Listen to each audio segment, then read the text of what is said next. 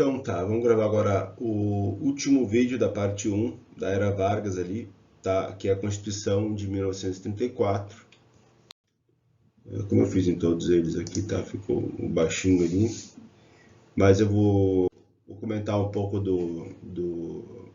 aqui para a Constituição da República dos Estados Unidos do Brasil, de 1934. Lembra que nós já vimos a questão da nossa primeira Constituição. Eu não me lembro qual é a data que foi feita a primeira Constituição. Mas essa é a nossa segunda, depois vamos ter uma terceira, e assim nós vamos ter várias Constituições. Ao contrário do que a Constituição americana, que é a Carta Magna deles, e que não é modificada assim, tanto quanto a nossa é, né? Aquilo que muitos teóricos dizem que quanto mais leis um país tem, mais corrupto ele vai ser. Então, acho que isso explica um pouco o que nós estamos passando. Então, a Constituição de 1934. Vargas seria muito inteligente, né? Bom, aqui do livro ele vai comentar, né, que a questão do movimento revolucionário de 32, na aula passada nós vimos isso, né? O governo varguista, serviço populista, surpreendeu que com uma relativa brandura, limitou-se a algumas prisões, deportações e cassações de mandatos.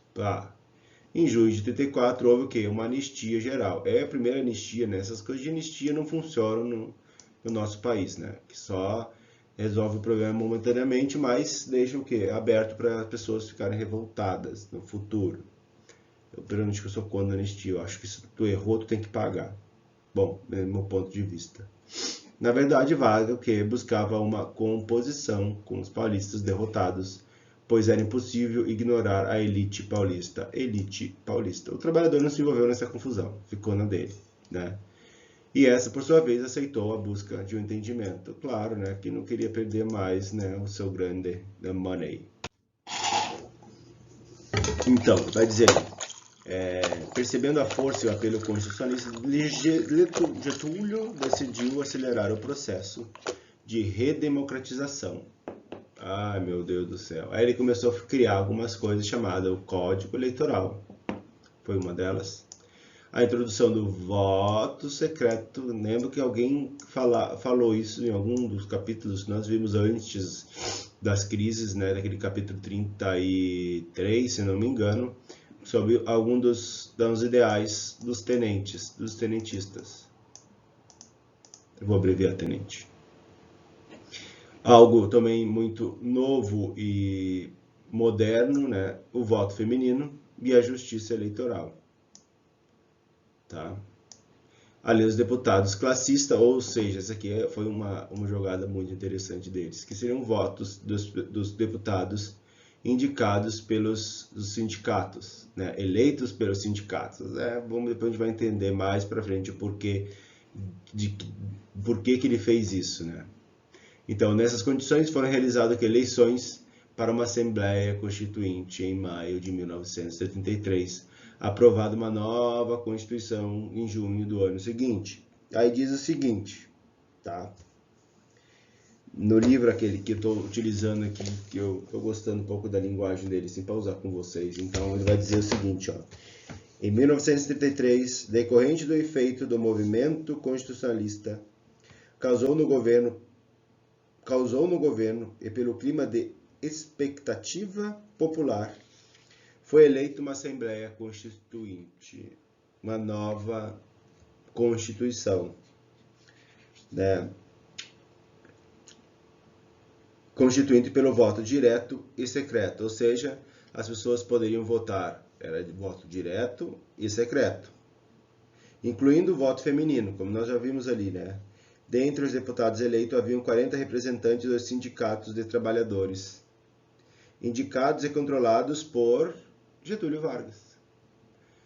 O livro nessa parte não coloca, não sei se mais frente vai colocar, mas ele não coloca que o sindicato era controlado por Getúlio Vargas. Então, colocar, né, deputados classistas seria o quê? Colocar deputados que iriam apoiar a ideia, os ideais e as leis de Getúlio. Então, eles seriam fiéis à balança que garantiriam a futura vitória do governo nas eleições constitucionalistas de 1934. à frente da oposição dos paulistas em alguns setores políticos gaúchos. Lembrando que para voto de presidente não era voto do povo, e sim a Assembleia que escolhia o presidente. Bom, ele vai dizer que a nova Constituição foi promulgada na Assembleia em 16 de julho de 1934, seguindo os princípios da democracia liberal baseada na Constituição. Caiu o buteado do bolso quando eu li isso aqui, né, que vai dizer, pelo menos nesse livro diz, no livro de vocês não diz, que essa Constituição de 34 era baseada na Constituição alemã de Weimar. Então, muito emblemático isso, muito interessante. Bom, a nova carta pouco diferia de precedente da Constituição de 1891, que seria a nossa primeira Constituição. As características principais foram mantidas, tais como a República Federativa, o poder central tenha sido bastante ampliado, o presidencialismo como forma de governo, a separação dos três poderes, aqueles legislativo, judiciário e executivo. Dentre as novidades introduzidas à Carta de 1934 estava a criação do Código Eleitoral. Nós vimos aqui em cima o Código Eleitoral, né, que regulamentaria as eleições, né, inclusive a Justiça Eleitoral, tribunais eleitorais que garantiriam a lisura do processo. Mas, bom, vamos seguir aqui. Eu acho as partes muito interessantes, eles continuam a ver outros livros. Bom, aqui é aquele textinho que só está dizendo aqui sobre, aqui assim como o voto feminino, tá? Que assim, em 1932 foi promulgado o novo Código Eleitoral, decreto número 21.076, de 24 de fevereiro de 1972, cuja comissão de redação é de Berta Lutz havia participado. Estava na Assembleia a cidadania política, as mulheres brasileiras, embora sem exigência de obrigatoriedade do alistamento eleitoral e do voto. Essa legislação permitiu que fosse eleita a primeira parlamentar da nossa história. E assim, no dia 13 de março de 1964, uma voz feminina fez ouvir, pela primeira vez, no plenário do Palácio Tiradentes, sede da Câmara de Deputados e dos trabalhos da Assembleia Constituinte. Tratava-se de Carlota Perleira Queiroz, uma médica paulista e a primeira deputada federal do Brasil, eleita pelo voto popular. Além de representante feminina, a única nessa Assembleia, sou, como todos o que aqui se encontra, uma brasileira integrada nos destinos do seu país, identificada para sempre com seus problemas, né? Forte. Bem, aqui como eu já falei, né, da questão dos códigos das assembleias, né? Depois eu vou falar também a possibilidade de nacionalização de empresas, né? Foi outras questões que ele vai falando. O monopólio estatal sobre determinadas indústrias, a harmonia entre os três poderes, as instituições de mandato e segurança que garantiam o direito do cidadão perante o Estado. Bom, tudo isso ele vai criando, né? Também a questão da Constituição de 34 vai dizer que a instituição do voto indireto e secreto, estendendo seu direito também às mulheres. Uma da questão do voto direto e secreto, pelo menos do voto secreto dos tenentes. Lembra que eu falei no primeiro slide? Isso é muito interessante se a gente parar para pensar, porque nós já estudamos isso nos capítulos anteriores. E a maioria do povo brasileiro, como a maioria do povo brasileiro era analfabeta, né? E não tinha direito a participar do pleito, nem muito menos de eleger o presidente da República, porque essa função era feita pelos deputados que elegiam, né? Então, outras coisas ele vai também dizer da inclusão das leis trabalhistas, que ele está dizendo aqui, ó, o Código Eleitoral foi um deles, a Assembleia sendo incorporado por uma nova carta, com precisões referentes à representação classista, eu já falei para vocês, que faria o que? A parte do Congresso, a criação do Tribunal do Trabalho e da legislação trabalhista, que seria o início da nossa CLT, né? Incluindo o direito à liberdade de organização sindical, desde que essa organização sindical tivesse filiada ao Getulinho, se não tivesse filiada ao Getulinho, não ia ter organização sindical, né? Até porque ele tinha seus membros, né, ali dentro do partido, o sindicato era em conluio com o Estado, né? Hoje eu acho que não tem uma ligação com o governo federal, né? Há alguns anos atrás tinha. Bom, aí cada um pensa, né, da forma que achar melhor. Possibilidade de nacionalização de empresas estrangeiras e o estabelecimento do monopólio estatal sobre determinadas indústrias. Porra, já não tinha indústria, quando tinha indústria de fora aqui, o cara já quer estatizar, aí, pelo amor de Deus, aí não dá vontade, não tem como tu acreditar nesse país, né? Mesma coisa ter um amigo mentiroso, né? Tu não consegue acreditar nele, nem para ser amigo, né?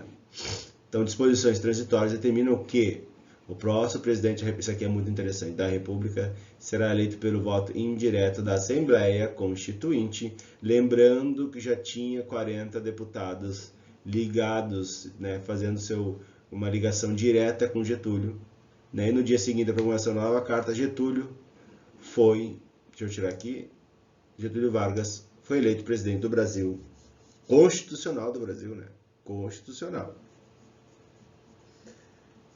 Mas podia ter seus autoproclamados, né? Ainda bem que não tinha o Zé de Abreu nessa época, acho que é o Zé de Abreu, né? Que se autoproclamou presidente. Ou o Guaidó.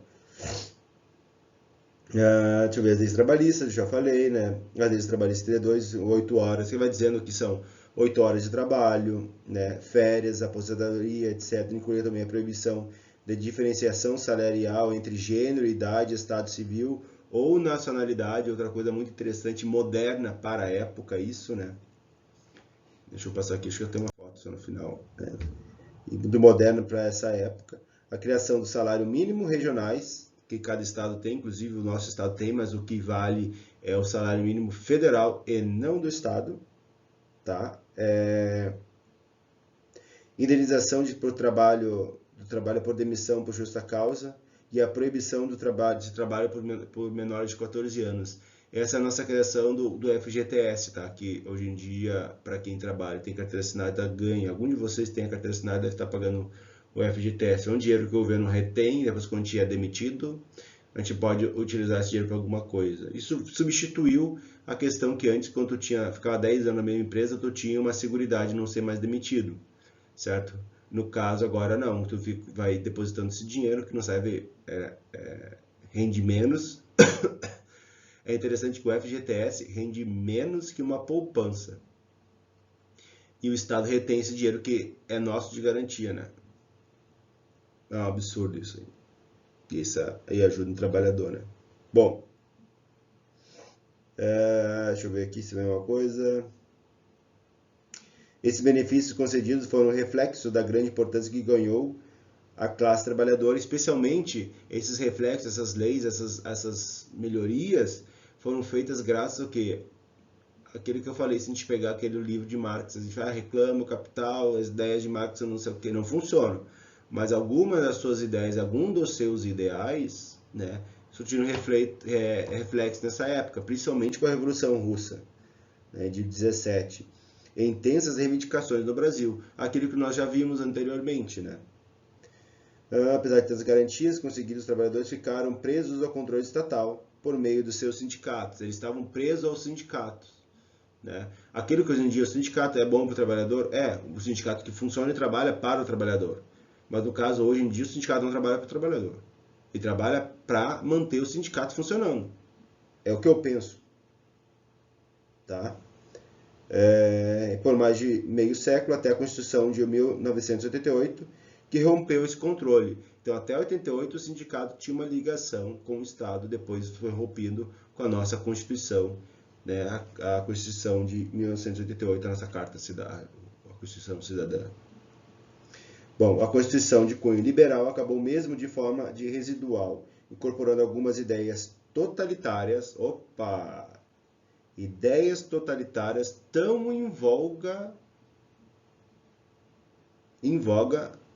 na Europa. Naqueles anos, se a gente pode parar para pensar na Europa, ideias totalitárias na Europa, não preciso falar mais, certo? Então, a partir de 34, a vinda de imigrantes estrangeiros para o Brasil passou a ser o quê?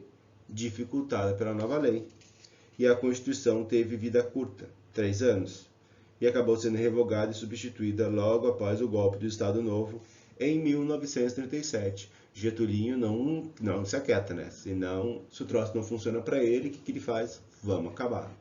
Bom, aqui só para fazer uma ênfase, os homens...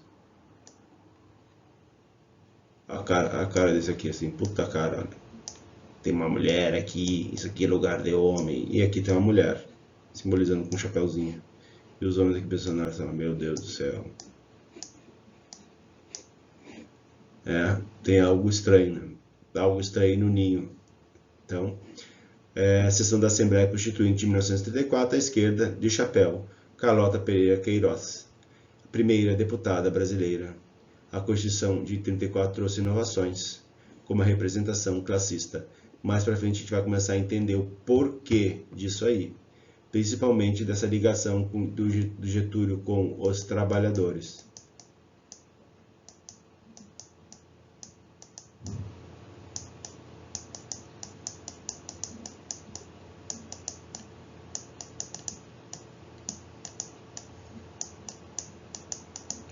Certo? Terminamos o primeiro ponto do livro. Acho que ficou um pouco compridinho. Não ficou tão comprido, não. Estou dividindo as aulas assim. Vamos ver se está melhor assim. Se vocês estão gostando, qualquer coisa vocês me avisem aí que eu tento modificar alguma coisa ou outra, tá? Mas eu acho que estou pegando ritmo nessa história de fazer vídeo. Estou gostando até. É interessante isso. Certo? Então, bons estudos para vocês. Bom domingo. Tem uma coisa aqui atrás, ó. Aqui atrás tem uma coisinha, ó. Isso aqui atrás de mim, ó, que eu estou pintando um armário que mofou aqui. Para não jogar fora, comprei um verniz à base de água. Não fede, isso que é bom. Então tá, bons estudos aí.